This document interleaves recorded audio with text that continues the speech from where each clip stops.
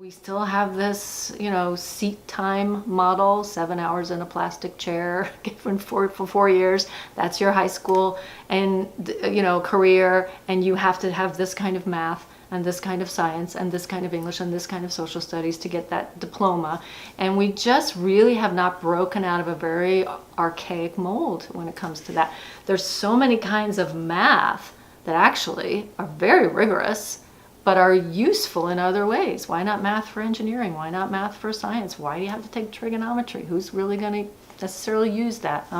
Same with sciences, same with history. So Virginia is working on the multiple pathways idea, trying to make the diploma requirements more flexible.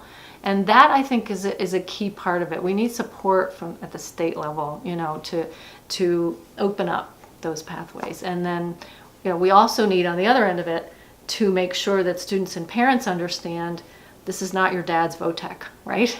These pathways to graduation are not necessarily tracking someone into, career rather than college.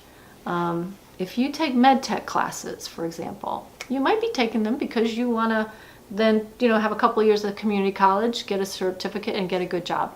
Right? You might be taking them because you're thinking about medical school. That can take you in either direction. I think what we never want to do is choose paths for kids when they're young, and I think one of the things that we still do well in this country is you never run out of that opportunity to get educated and change your path. It's too expensive, but it's always there, and I don't think that's true around the world. I think there are places where you got to go to the right high school and you got to go to the right college, or you're kind of sunk in a job you might not want. So I feel like we do great things in career and tech ed in Fairfax County. We do. The only complaint I've ever had with it is that it's not enough. It's not available enough.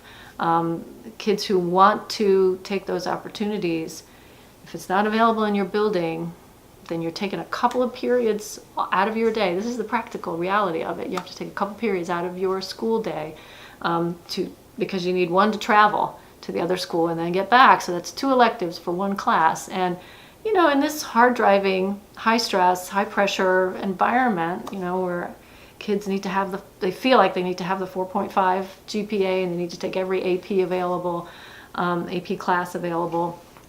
CTE is a hard sell. And